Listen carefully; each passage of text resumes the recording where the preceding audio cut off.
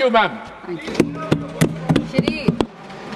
Shri Mukul Balakrishna Vasnik, this is his maiden speech.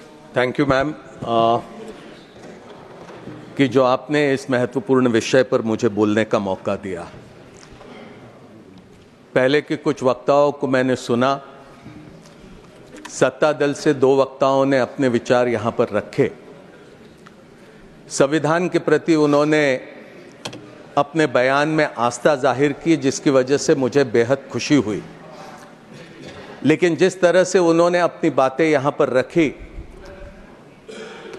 उससे मुझे कुछ परेशानी भी होती है। भारत के संविधान के निर्माण में जो आज सत्ता दल में बैठे हैं, उनका दूर दूर तक के कोई संबंध नहीं था। भारत के स्वाधीनता के संग्राम में जो आज सत्ता दल में बैठे हैं, उनका दूर दूर तक के कोई संबंध नहीं था। लेकिन आज जिस तरह से वो यहाँ पर अपनी बात कर रहे हैं, ऐसा लगता है कि संविधान भी उन्होंने ही बनाया, भारत की आज़ादी भी उन्होंने ही हासिल करी। मुझे खुशी हुई कि डॉक्टर बाबा साहब अंबेडकर के लिए कुछ अच्छे बोल उन्होंने यहाँ पर किए हैं। मुझे इस बात की भी खुशी हुई कि सरदार पटेल का नाम भी यहाँ पर बड़े सम्मानजनक तरीके से सत्ता दल के साथियों ने यहाँ पर लेने का काम किया। लेकिन मुझे इस बात की हैरत हुई कि देश के प्रथम प्रधानमंत्री जवाहरलाल नेहरू के संदर्भ में जब उन्होंने अपनी बात कही, चाहे वो निर्मला सीतारमण जी हो, चाहे जिस ढंग से हरदीप पुरी जी ने अपनी बात कही, उससे मुझे इस बात की हैरत हुई कि नेहरू जी के बारे में इतनी घृणा और इतने द्वेष भरे विचार सत्ता दल में क्यों इस तरह से नजर आते हैं। क्या जवाहरलाल नेहरू ने बहुत बड़ा अपराध किया था कि स्वाधीनता के संग्राम में उन्होंने 9 साल से अधिक का समय भारत की जेलों में काटा? क्या जवाहरलाल नेहरू का यह अपराध था कि 1929 को लाहौर में रावी के तट पर उन्होंने रात के अंधेरे में भारत का ध्वज वहां पर लहराया और इस बात का ऐलान किया कि अब हम पूर्ण स्वराज के लिए तैयार है, अब हमारा संघर्ष पूर्ण स्वराज हासिल किए बगैर रुकेगा नहीं। क्या जवाहरलाल नेहरू का यह अपराध था कि यही बगल में सेंट्रल हॉल में उन्होंने 13 दिसंबर 1946 का संविधान सभा में ऑब्जेक्टिव्स का रेजोल्यूशन रखा? क्या जवाहरलाल नेहरू का यह अपराध था क्या कि भारत के निर्माण में, एक आधुनिक भारत के निर्माण में उन्होंने नींव रखी? मैं समझता हूं ये सारा द्वेष, ये सारी नफरत जवाहरलाल नेहरू जी के प्रति वो इसलिए है क्योंकि जब भारत का विभाजन हुआ, इस्लाम के नाम पर जब पाकिस्तान बना, तो हिंदुस्तान में भी कोई हिंदू पाकिस्तान निर्माण करने के पक्षधर थे, जिसके खिलाफ में जवाहरलाल नेहरू ने अपनी पूरी ताकत झोंक दिया। क्या ये कभी हिंदुस्तान भूल सकता है? क्या कभी हिंदुस्तान ये भूल सकता है कि विभाजन के दिनों में 5 लाख से अधिक लोगों की मौत हुई, 60 लाख से अधिक लोग विस्थापित हुए, लेकिन वहां पर देश के प्रधानमंत्री प्रथम अपने तमाम साथियों के साथ, सरदार पटेल, मौलाना आजाद, राजेंद्र प्रसाद, इन तमाम साथियों के साथ भारत में शांति बनाने का काम कर रहे थे। 500 से अधिक प्रिंसली स्टेट्स थे, उनको भारत के साथ जोड़ना था। कश्मीर के क्या हालात थे? यहां पर हरदीप पुरी जी जिस तरह से बात कर रहे, ऐसा लगता है इतिहास से इनका कोई सरोकार नहीं रहा। कश्मीर के हालत चिंताजनक हो गए थे और ऐसे हालात में जवाहरलाल नेहरू और देश की पहली सरकार ने जो फैसले किए, मैं समझता हूं कि बड़े सम्मान से हमने उनकी यहां पर याद करने की आवश्यकता है। लेकिन सत्ता दल से कोई बहुत ज्यादा उम्मीद करना मैं नहीं समझता हूं कि मुनासिब होगा। संविधान सभा में 299 सदस्य थे, 70 रजवाड़ों के और 208 ये कांग्रेस पार्टी के। बचे 21 सदस्य या अन्य दूसरे दलों के थे, जिसमें सीपीआई भी था और जिसमें शेड्यूल कास्ट फेडरेशन भी था। शेड्यूल कास्ट फेडरेशन से डॉक्टर बाबा साहब अंबेडकर संविधान सभा में आए थे और संविधान सभा में आने के बाद कांग्रेस पार्टी का संविधान सभा में पूर्ण बहुमत रहने के बाद स्वाधीनता के आंदोलन का नेतृत्व करने के बाद जिस तरह की स्थिति थी, उस समय संविधान सभा ने यह फैसला किया कि हम बहुमत और अल्पमत देखेंगे नहीं, हम ये देखेंगे कि किसमें क्या काबिलियत है और हिंदुस्तान के निर्माण में हम उनका पूरा का पूरा उपयोग करेंगे। जब 29 अगस्त 1947 को मसौदा समिति की घोषणा हुई तो वहां पर डॉक्टर बाबा साहब अंबेडकर शेड्यूल कास्ट फेडरेशन के एकमात्र सदस्य वहां पर उस समिति के अध्यक्ष करके चुने जाते हैं। बाबा साहब अंबेडकर जब 25 नवंबर 1939 को संविधान सभा में हुए संविधान पर जो बहस चली थी उसका जवाब देते हुए कहते कि संविधान सभा में आने के पीछे मेरा बड़ा मर्यादित उद्देश्य था और वो उद्देश्य था कि अनुसूचित जातियों के व्यक्तियों के अधिकारों की मैं रक्षा करूं। मुझे तब आश्चर्य हुआ जब मसौदा समिति पर मुझे सदस्य करके चुना गया और मुझे तब और भी आश्चर्य हुआ जब मसौदा समिति का मुझे अध्यक्ष चुना गया। बाबा साहब अंबेडकर के ये बोल है। बाबा साहब अंबेडकर की जो क्षमता थी, जो बुद्धिमत्ता थी, जो विद्वत्ता थी, जो पूरे दुनिया भर का ज्ञान उन्हें प्राप्त था और एक समाज के किनारे पर खड़े हुए व्यक्ति को जिन्होंने अपने काबिलियत से दुनिया में नाम कमाया था, उसका उपयोग हमारे संविधान बनाने में संविधान सभा ने पूरी तरह से किया। अंग्रेज क्या कहते थे? अंग्रेज कहते थे कि हिंदुस्तान राष्ट्र नहीं बन सकता, हिंदुस्तान ये एक भौगोलिक अभिव्यक्ति है, जियोग्राफिकल एक्सप्रेशन है, ये कभी राष्ट्र नहीं बन सकता।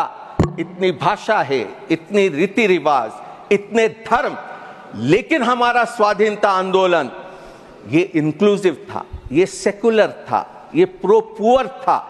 ये आंदोलन तमाम लोगों को साथ में लेकर हिंदुस्तान के निर्माण के काम में लगा था। कोई ऑर्डर नहीं। Ma'am, this is made a speech. Nobody can interrupt. Point of order. This is made a speech. Nobody can interrupt. आपका टाइम क्या रहा है? Mr. Jangra, this is his maiden speech. Madam ये maiden speech है. This is his maiden speech. Maiden. He's speaking. His maiden speech. बोलिए बोलिए। ये जो सूचना दे रहे हैं बोलने दो गुप्ता जी, बोलने दीजिए, वो उनका उनकी मेडन स्पीच है। मैडम मेडन स्पीच के अंदर इंटरप्ट आप उसके बाद बोल दीजिए, आप इसके बाद बोलिएगा। उनकी पहली स्पीच है, आप उसके बाद बोल दीजिए। आप मेडन स्पीच के पूछा रखी आपने, उसको पढ़ो पहले। मेडन स्पीच में इंटरप्शन कर रहे हैं आप। मैडम आप बैठिए, 2 मिनट बैठिए, आप 2 मिनट बैठिए, आप बैठिए 2 मिनट। जांगड़ा साहब बोलिए sir. Yes, yes. Please continue. Please continue, Mr. Vasnik. Mr. Vasnik, I will allow him then. आ गया पानी। यार मेरे स्पीच में इंटरप्शन, दिस इज रॉन्ग। और वो भी हरियाणा रूल्स प्रोसीजर को लेकर के गलत चीज कर रहे हैं। उनको होता मालूम है क्या रूल्स? हाँ, मैं तो समझता था कि आपका पूरा संरक्षण मुझे मिलेगा, लेकिन थोड़ा सा व्यवधान इसमें जरूर हुआ। आपको संरक्षण पूरा मिला है, तभी आप बोल रहे हैं। बोलिए। तो बाबा साहब अंबेडकर का भारत के संविधान के निर्माण में संविधान सभा ने पूरा उपयोग किया। उस समय के यूरोप में क्या था? भाषा के नाम पर, धर्म के नाम पर आधुनिक राष्ट्रों का निर्माण हो रहा था। फ्रांस हो, जर्मनी हो, इटली हो। भारत का स्वाधीनता का आंदोलन अपने आप में एक अनोखा था। ऐसा दुनिया में उस दरमियान नहीं हो रहा था। हमारे स्वाधीनता संग्राम के नेताओं ने यह तय किया कि भारत अगर गुलामी से मुक्त करना है तो यह किसी एक धर्म के लोगों के लिए नहीं रहेगा, यह तमाम लोगों के लिए रहेगा। ये समाज में उन लोगों के लिए भी रहेगा जो समाज में आज अस्पृश्य करके जाने जाते हैं और छुआछूत के शिकार होते हैं। ऐसे लोगों के लिए भी हिंदुस्तान आजाद बनेगा। महिलाओं के लिए यहां निर्मला सीतारमण जी बहुत बातें करके चले गई। निर्मला सीतारमण जी ने महिलाओं के बारे में one minute. This is his maiden speech. Please allow him to speak. Please. बैठ जाओ। हाँ जी, पता नहीं तो खड़े हो जाओ। Carry on, Mr. Vasnik. Nirmala Sitharaman ji ने महिलाओं के बारे में बहुत सी बातें यहां पर कही कि किस तरह के कानून यहां पर सत्ता दल ने पिछले दिनों में लाए। बहुत अच्छी बात है, महिलाओं के लिए आरक्षण मिले, ये तो हमारा भी यही ख्याल रहा है। इस पर हमने भी काम किया है। अगर आप करेंगे तो हम पूरी तरह आपके साथ रहेंगे, इसमें कोई दो राय नहीं हो सकती। लेकिन भारतीय जनता पार्टी का आज तक के कोई महिला का नेतृत्व हमने देखा है क्या? राष्ट्रीय स्तर पर आज तक के हमने नहीं देखा कि कोई भारतीय जनता पार्टी की महिला भारतीय जनता पार्टी की अध्यक्ष बनी हो। राष्ट्रीय स्वयंसेवक संघ जो जहां से इनकी पूरी वैचारिक धरोहर है, राष्ट्रीय स्वयंसेवक संघ में जिसके अभी अगले साल 100 साल पूरे हो गए, क्या आपने राष्ट्रीय स्वयंसेवक संघ का कोई सर संघ चालक महिला को देखा है क्या? आज तक नहीं। कॉन्स्टिट्यूशन पे बोलिए, please speak on the subject. Madam, I have the right to say if anybody is going to attack the Congress party and if they are going to think that we are not going to rebut, then that is absolutely wrong. मैं आपसे पूरे आदर से सम्मान के साथ कहूंगा,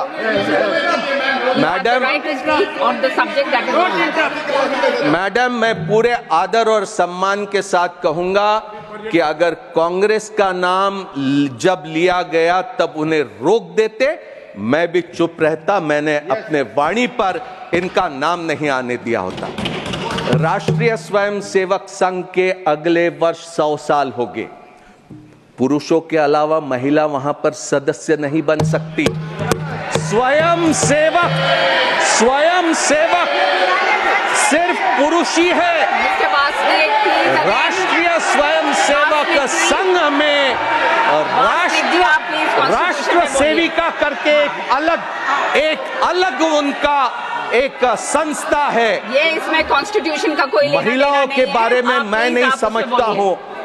Congress party में एनी बेसेंट से लेकर तो सरोजनी नायडू से लेकर वो तमाम अध्यक्ष हमने स्वाधीनता से पहले देखा और उसके बाद भी।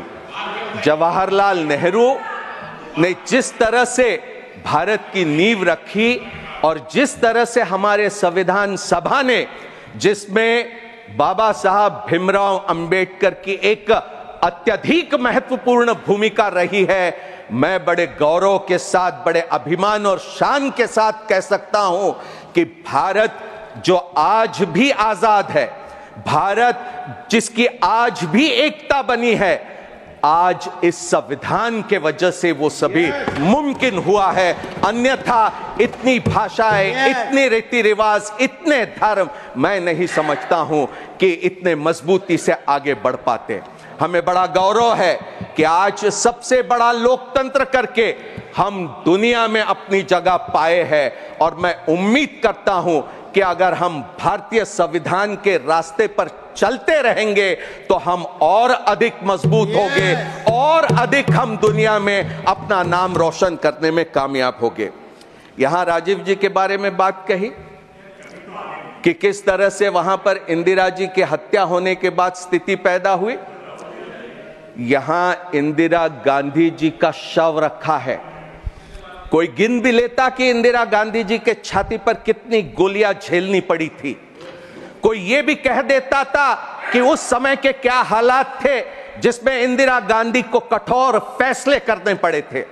यहां मां की लाश जो मुल्क की प्रधानमंत्री थी, वहां पूरी छाती छलनी हुई पड़ी हुई थी और राजीव गांधी निकले दिल्ली के सड़कों पर जहां दंगे भड़के थे वहां पर शांत करने के लिए। यहां इतना ही नहीं, निर्मला जी ने यहां पर